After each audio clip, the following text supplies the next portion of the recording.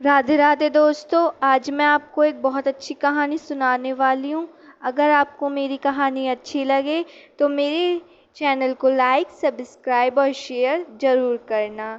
यह कहानी उन सभी लोगों को समर्पित है जिनके ऊपर अक्सर मुसीबत आ जाती है। मुसीबत आने के बाद ऐसे लोग पूरी तरीके से टूट जाते हैं, निराशा की अंधेरी गुफाओं में खो जाते हैं। ऐसे लोगों के लिए जीवन बोझ के समान हो जाता है। फिर उनके जीवन में एक अजनबी दोस्त आता है जो उनके जीवन को पूरी तरीके से बदल देता है। यह दोस्त उन्हें ज़िंदगी के महत्व को समझा देता है। राकेश कुमार मिश्रा अपने परिवार के साथ कानपुर के अशोक नगर इलाके में रहते थे। उनके घर में उनकी पत्नी अनीता और 4 साल की बेटी मायरा है। राकेश का परिवार खुशहाल परिवार है। इस दुनिया में राकेश का इन दोनों के अलावा कोई भी नहीं था।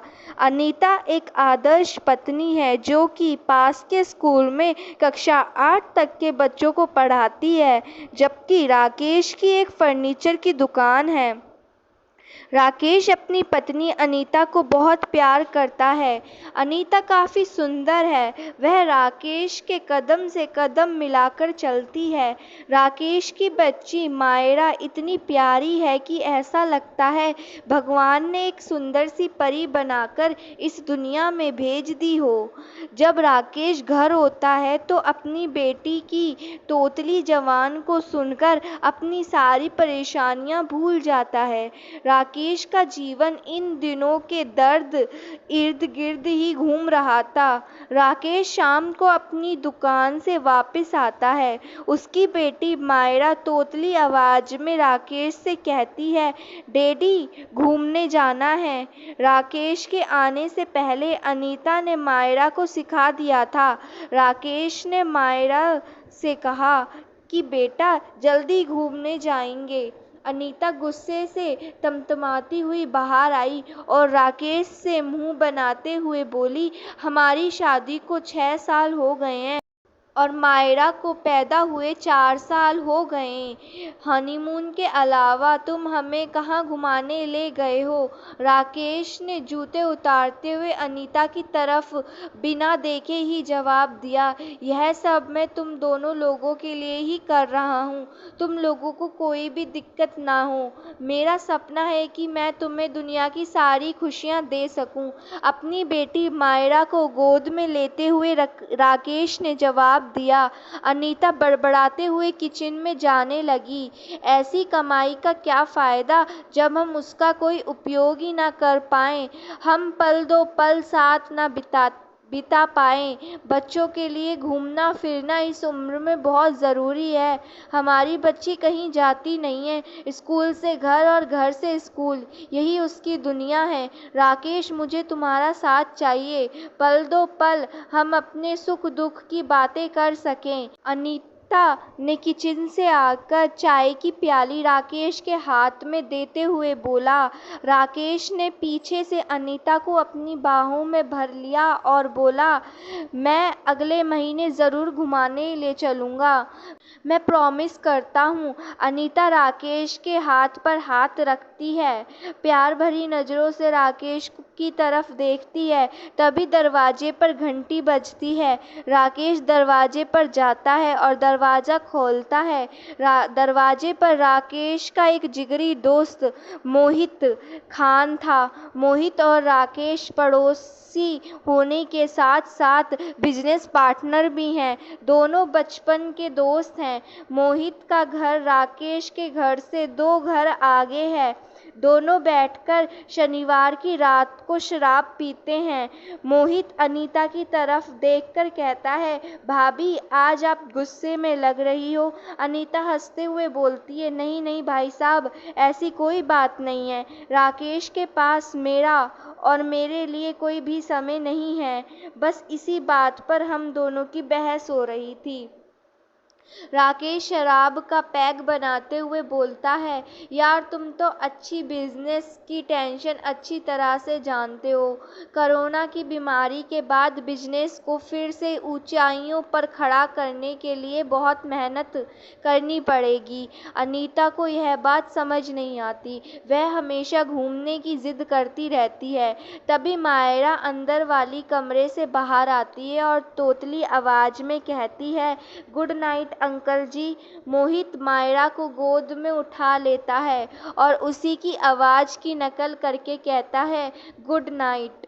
फिर मायरा राकेश की तरफ देखकर दोबारा कहती है, घूमने जाना है। अनीता अंदर वाले कमरे से बाहर आती है। मोहित की तरफ देखकर कहती है कि क्या आप भी अपनी पत्नी के साथ कभी घूमने नहीं जाते हैं?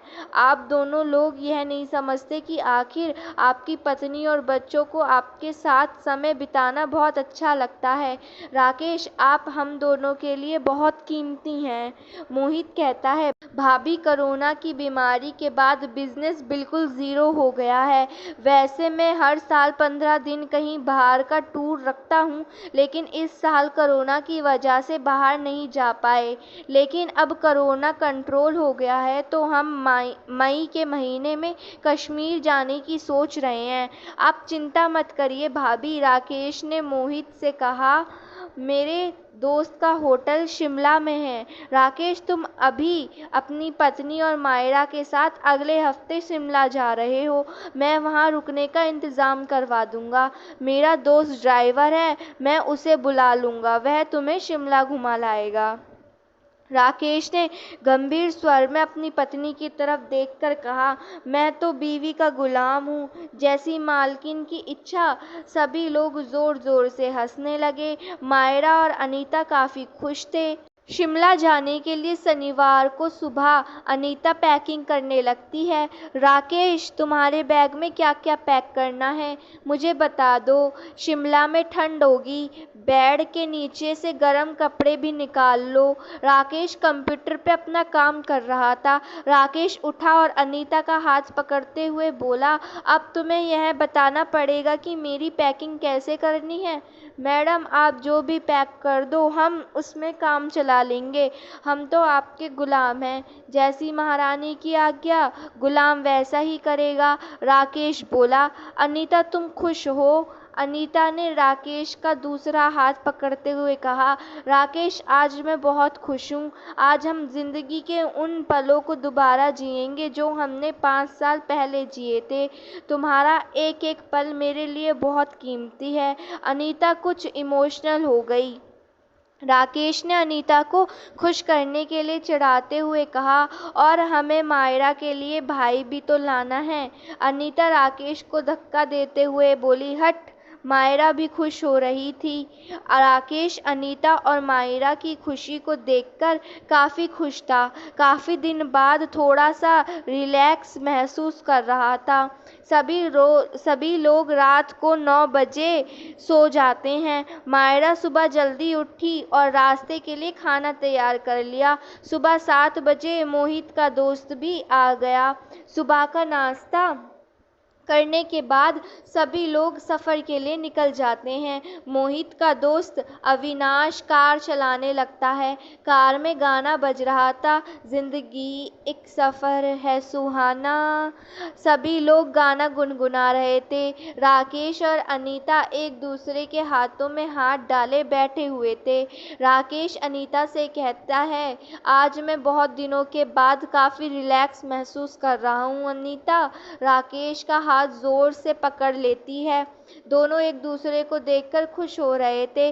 अनीता कहती है, आज कितना अच्छा मौसम है, शिमला में हम दोनों घूमेंगे, बर्फ में खेलेंगे। मायरा भी काफ़ी इंजॉय कर रही थी। मायरा पहाड़ों, नदियों और जानवरों को देखकर खुश हो रही थी। कार में गाना बजता चला जा रहा था। दोपहर का समय हो चुका था। अविनाश को झपकी आ जाती है। अविनाश के सामने एक ट्रक आ जाता है। अविनाश कार को संभाल नहीं पाता है। उनकी कार 15 फीट गहरी खाई में गिर जाती है। कार में गाना अभी भी बज रहा था, वक्त से दिन और रात। आज 15 दिन बाद राकेश ने अपनी आंखें खोली हैं। वह कमजोरी के कारण हिल भी नहीं पा रहा था। जब किसी तरीके से उच्च राकेश ने अपनी आंखें खोली तो सामने देखा कि एक नर्स राकेश को इंजेक्शन लगा रही है और राकेश अस्पताल में पलंग पर लेटा हुआ है। राकेश ने अपनी कांपती हुई आवाज में कहा, मैं कहाँ हूँ? नर्स ने चौंकते हुए राकेश की तरफ देखा और कहा, आपको होश आ गया? पास में रखे टेलीग्राम से तुरंत नर्स ने डॉक्टर आलोक खान को फ़ोन किया। नर्स ने कहा, डॉक्टर आलोक, रूम नंबर 302 में मरीज को होश आ गया है। डॉक्टर आलोक लगभग दौड़ते हुए रूम नंबर 302 में पहुंच जाते हैं। डॉक्टर आलोक ने राकेश से पूछा, मिस्टर राकेश, आप कहाँ से हो? राकेश ने डॉक्टर आलोक से अर्ध बेहोशी की अवस्था में कहा, डॉक्टर, मुझे काफ़ी कमज़ोरी फील हो रही है, मैं कहाँ हूँ? डॉक्टर आलोक ने राकेश के सर पर हाथ रखते हुए कहा, आपकी कार का एक्सीडेंट हो गया था। इस समय आप कानपुर शहर के मधुराज नर्सिंग होम में एडमिट हैं। आज 15 दिन के बाद आपको होश आया है। डॉक्टर आलोक ने कहा, आपके मित्र मोहित खान ने आपको एडमिट करवाया है। उनको सूचना दे दी गई है, वह आते ही होंगे। तभी दरवाजे पर आहट होती है। मोहित हल्की सी मुस्कुराहट लिए हुए कमरे में प्रवेश करता है। राकेश, मेरे दोस्त, तू कैसा है? मोहित ने राकेश की ओर देखते हुए कहा। राकेश ने अपनी लड़खड़ाती हुई आवाज़ में, मोहित यार, काफ़ी दर्द हो रहा है, मुझे कमज़ोरी फील हो रही है। मोहित ने राकेश का हाथ पकड़ते हुए कहा, यार सब सही हो जाएगा, भगवान का शुक्र है कि उसने तुम्हें बचा लिया, चिंता न करो, सब ठीक हो जाएगा। तभी राकेश ने मोहित का हाथ जोर से पकड़कर घबराते हुए पूछा, मोहित यार, मायरा और अनीता कैसी हैं? मोहित ने अपना सिर झुका लिया। राकेश जोर जोर से चिल्लाने लगा, मुझे मायरा और अनीता से मिला दो। राकेश की आवाज़ सुनकर आलोक दौड़ते हुए आए और मोहित को बाहर जाने का इशारा किया। उसके बाद राकेश को तुरंत नींद का इंजेक्शन दे दिया गया। राकेश ने शाम के समय धीरे धीरे अपनी आंखों को खोला। सामने कोई बैठकर मैगजीन पढ़ रहा था। राकेश ने ध्यान से देखा तो मोहित था। राकेश ने धीरे से कहा, पानी। मोहित ने राकेश की तरफ देखा और सामने रखे जग से पानी दे दिया। मोहित ने राकेश के सिर पर हाथ फेरा और पूछा, राकेश, अब तुम कैसे हो? राकेश ने गंभीर मुद्रा में जवाब दिया, ठीक हूँ, लेकिन कमज़ोरी लग रही है। मोहित ने कहा, राकेश, भगवान का लाख लाख शुक्र है कि उन्होंने तुम्हें इतनी ऊंचाई से गिरने के बावजूद भी बचा लिया। सब ठीक हो जाएगा। राकेश ने शांत मुद्रा में पूछा कि यार, मायरा और अनीता कैसी हैं? मोहित ने अपना सिर नीचे कर लिया। मोहित के होठ काँप रहे थे। राकेश ने मोहित का हाथ धीरे से पकड़ा, दोस्त, मुझे बताओ, मायरा और अनीता कहाँ हैं? मोहित ने थोड़ी देर चुप रहने के बाद कहा, राकेश, तुम्हारे अलावा उस एक्सीडेंट के बाद कोई नहीं बचा है। राकेश ने मोहित का हाथ धीरे से छोड़ दिया। राकेश एक लाश की तरह लेटा हुआ था। उसके आंसू उसकी आंखों से लगातार बहे जा रहे थे। राकेश के पास 15 दिन पहले सब कुछ था। आज वह बिल्कुल भिखारी बन गया था। उसकी मासूम बेटी मायरा और प्यारी पत्नी अनीता की मौत हो चुकी थी। इस एक्सीडेंट में ड्राइवर की भी मौत हो गई थी। राकेश किसी से भी बात नहीं कर रहा था, बिल्कुल एक बेजान मूर्ति की तरीके से पड़ा हुआ था। मोहित शाम के समय में आता, लेकिन राकेश मोहित से बात भी नहीं करता। बस आज तक समय बिल्कुल चुपचाप रहता था। ऐसा लगता कि उसका शरीर पड़ा हुआ है, उसकी आत्मा खत्म हो चुकी है। आज राकेश को काफ़ी बेचैनी महसूस हो रही थी। उसने करवट बदलने के लिए जैसे ही मुड़ने की कोशिश की, बड़ी मुश्किलों के बाद भी वह मुड़ नहीं पाया। राकेश ने किसी तरीके से अपने हाथों से अपनी चादर को उठाया। राकेश ने देखा उसके दोनों पैर कटे हुए थे, उसकी कमर पैरालाइज हो गई थी, उसके पेट के नीचे का हिस्सा बिल्कुल बेकार हो गया था। राकेश ने जब यह देखा तो डरते हुए उसने डॉक्टर डॉक्टर चिल्लाना शुरू कर दिया। इतने दिन से चुप राकेश आज घबरा रहा था। राकेश दहाड़े मार मार कर रोने लगा। डॉक्टर चीख पुकार सुनकर दौड़ते हुए उसके रूम में आए। राकेश बहुत ज़्यादा घबरा रहा था। डॉक्टर आलोक दौड़ते हुए राकेश के रूम में आए। घबराते घबराते हुए राकेश ने कहा, डॉक्टर मुझे क्या हुआ है, प्लीज़ बताइए। मेरे पेट के नीचे का हिस्सा बिल्कुल ही काम नहीं कर रहा है और मेरा एक पैर क्यों कटा हुआ है। डॉक्टर आलोक दुखी होकर कहते हैं, मिस्टर राकेश, आपका एक पैर सड़ गया था, इसीलिए हम उसे काटना पड़ा। इस एक्सीडेंट के दौरान आपके शरीर के नीचे का हिस्सा बिल्कुल बेकार हो गया है। डॉक्टर की यह बात सुनकर राकेश अब शून्य हो गया था। परिवार तो उसका पहले ही खत्म हो गया था, अब राकेश का शरीर भी बेकार हो चुका था।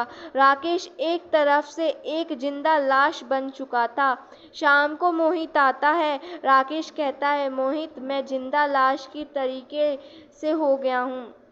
मोहित, अब मुझे इस दुनिया में नहीं रहना। मेरी कौन से बुरे कर्मों का फल कि मेरा सब कुछ उजड़ गया। मैं अब बिल्कुल भी जिंदा नहीं रह सकता। मोहित कहता है, दोस्त, बिल्कुल भी परेशान ना हो, सब कुछ ठीक हो जाएगा। मैं हूं ना, मैं तुम्हारा पूरा ध्यान रखूंगा। मोहित राकेश का हाथ पकड़कर कहता है। राकेश ने रोते हुए कहा, इस दुनिया में मेरे पास अब कुछ भी नहीं बचा। अब मैं इस दुनिया के लिए बस एक बोझ हूँ। बस मैं अपनी ज़िंदगी के ख़त्म होने का इंतज़ार करूँगा। राकेश अब एक बेजान शरीर की तरह बिस्तर पर पड़ा रहता था।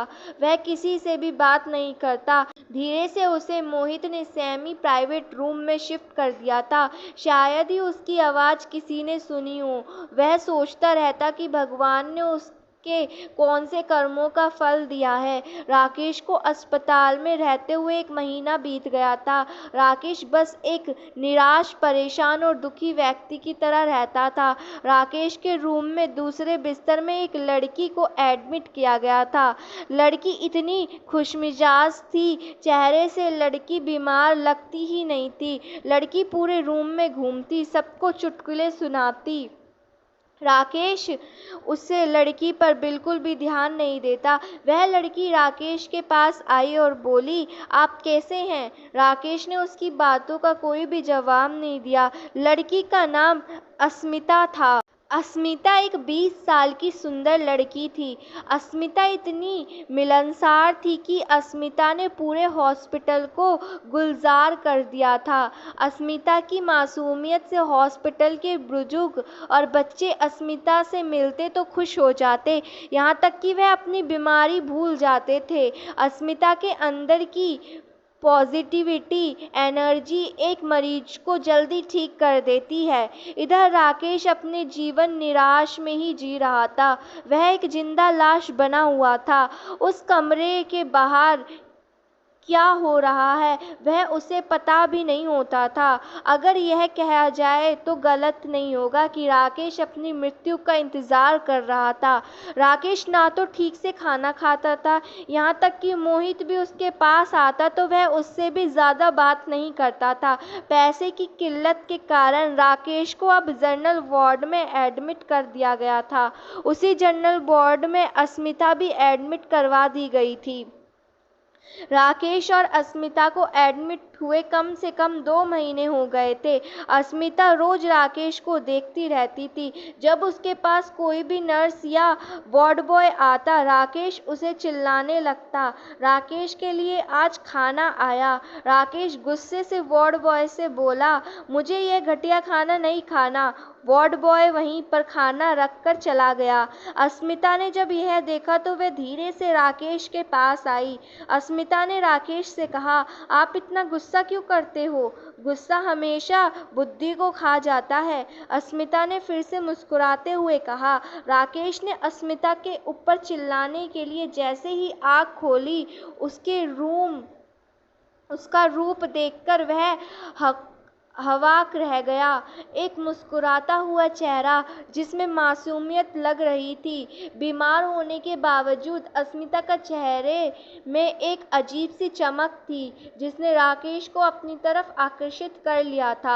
आज राकेश ने करीब 2 महीने बाद ठीक से खाना खाया था। अब अस्मिता और राकेश अच्छे दोस्त हो गए थे। अस्मिता और राकेश घंटों अस्पताल में बात करते थे।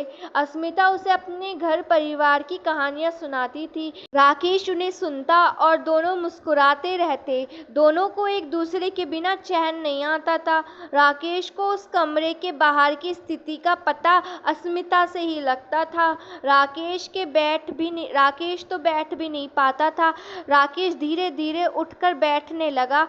डॉक्टर ने उसे 2 वैक्सीन दी, लेकिन राकेश उनके सहारे नहीं चल पाता था। राकेश के कमरे के बाहर एक खिड़की थी। अस्मिता उस खिड़की से बाहर देखकर राकेश का बाहर का हालचाल सुनाती थी। अस्मिता ने राकेश से कहा, सामने एक प्यारा सा पार्क है जहाँ बच्चे झूल रहे हैं। कुछ बच्चे खेल रहे हैं और कुछ बच्चे आइसक्रीम खा रहे हैं। आज मौसम बहुत प्यारा है।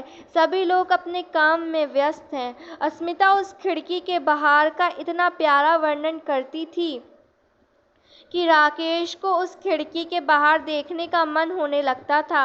वह उस कमरे के बाहर जाना चाहता था और उस पार्क में जाकर लोगों से मिलना चाहता था। राकेश बच्चों को झूला झूलते हुए देखना चाहता था।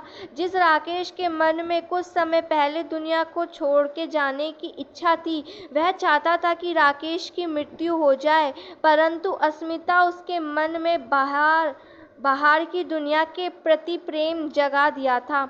अस्मिता ने राकेश के जीवन के प्रति इतनी ललक जगा दी थी कि वह उस खिड़की के बाहर देखना चाहता था। लेकिन अस्मिता राकेश को 3 दिन से दिखाई नहीं दी। इन 3 दिनों से राकेश अस्मिता का रोज इंतजार करता। उसके दिल में अजीब सी बेचैनी थी। आज उसने ठीक से खाना भी नहीं खाया था। तभी नर्स राकेश के पास आई। राकेश ने नर्स से पूछा, अस्मिता 3 दिन से दिखाई नहीं दे रही है, उसकी छुट्टी हो गई है? नर्स राकेश की तरफ भौचक्की होकर देखने लगी। नर्स ने कहा, अस्मिता को कैंसर की बीमारी थी। वह केवल 1 महीने की मेहमान थी।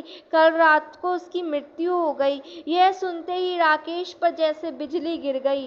राकेश ने बड़ी मुश्किल से अपने आप को निराशा से आशा की तरफ मोड़ा था, लेकिन आज राकेश उसी जगह पर था जहां वह 3 महीने पहले था।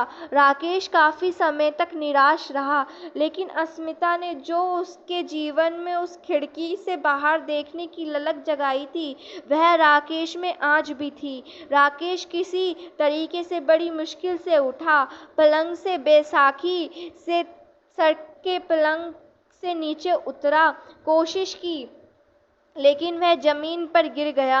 राकेश सिर्फ हिम्मत करके उठा। गिरता पड़ता वह किसी तरीके से खिड़की पर पहुंच गया।